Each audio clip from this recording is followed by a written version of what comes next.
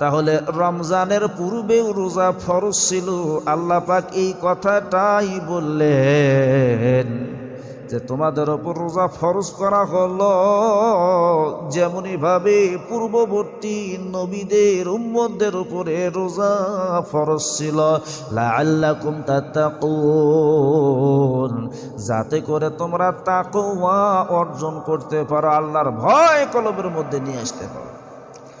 ভাইরা আমার, সামনে রমজান মাস আসতেছে, প্রস্তুতিমূলকভাবে রমজানের রোজা আমরা রাখবো।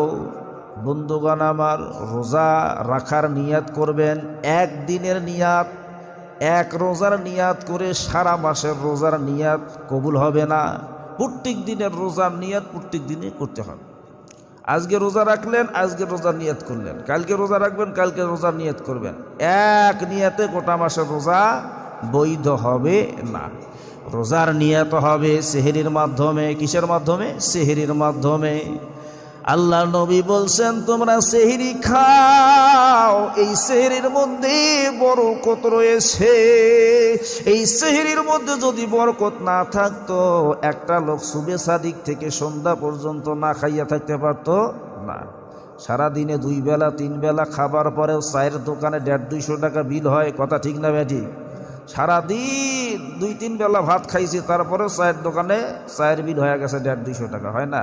আর সেহরির মধ্যে কখন খাইছে? সুবে সাদিক ফজরের নামাজের আগে সন্ধ্যা পর্যন্ত একবারে না খাইয়া, কোনো পিপাসাও লাগে না, কোনো খাবার দাবারেরও প্রয়োজন হয় না। একমাত্র শুধুমাত্র আল্লাহ সন্তুষ্টির জন্য বান্দা রোজা রেখেছে। আল্লাহ নবী বলছেন এই খানাটা হলো বরকতি খানা। এখন মাসালা শর্ট সময়ে, কিছু মসজিদের আলোচনা আছে, মাসালা দিয়ে যাই শর্ট সময়ে। সেহরি খাওয়ার আল্লাহ নবী বলছেন যে তোমরা সেহরিটা বিলম্বে খাও। ওই পর্যন্ত উম্মতি মুহাম্মাদিরা কল্যাণের মধ্যে থাকবে যতক্ষণ তারা সেহরি বিলম্বে করে খাবে এবং ইফতারে তাড়াহুড়া করবে। বিলম্ব বলতে একবারে বিলম্ব না, আজান পর্যন্ত খাওয়া যায়, এই প্রচলন কিন্তু আমাদের সমাজে আছে। সেহরির সময় শেষ, সেহরি খাওয়াও শেষ, বন্ধ। এখন আজান পর্যন্ত খাওয়া যায়, এই মাসালা ভুল।